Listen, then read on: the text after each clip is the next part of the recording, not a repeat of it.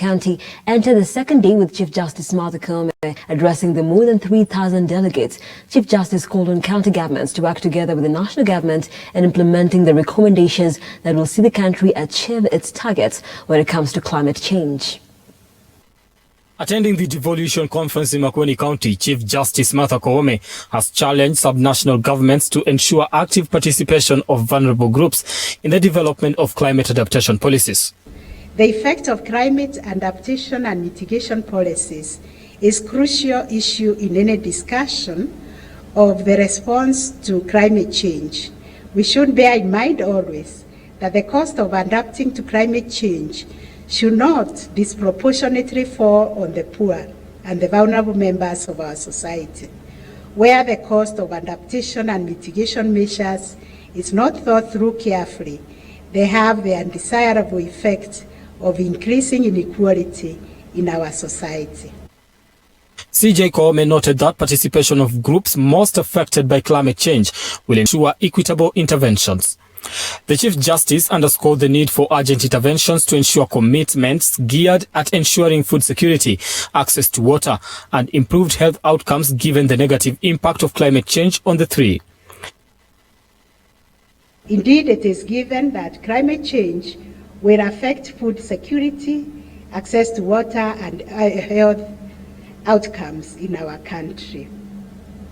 This is likely to see the living conditions of the vulnerable segment of our community worsen and exacerbate the already existing inequalities in our society.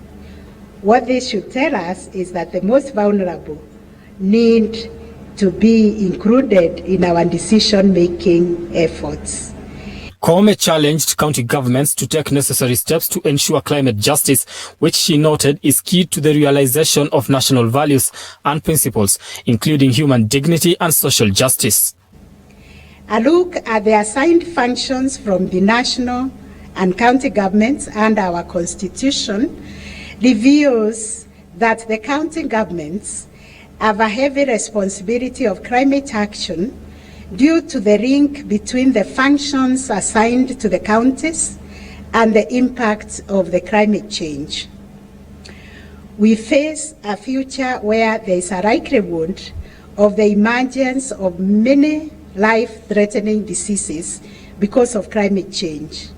Indeed, and many speakers before have spoken about the global pandemic, COVID-19, and the increased incidences of outbreaks of Ebola, Marburg virus, and other viruses are testament to this reality. The Chief Justice proposed a four-phased approach entailing preventive measures, intergenerational sustainability, rights protections, and fair participation to steer climate action at the subnational level, cautioning that failure to address emerging climate challenges could lead to reduced opportunities for future generations who risk inheriting depleted natural resources due to environmental degradation.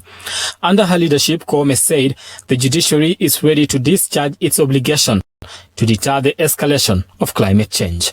Brian Amuai, Look Up TV. Thank you, Amuai, for that story. Now, the Office of the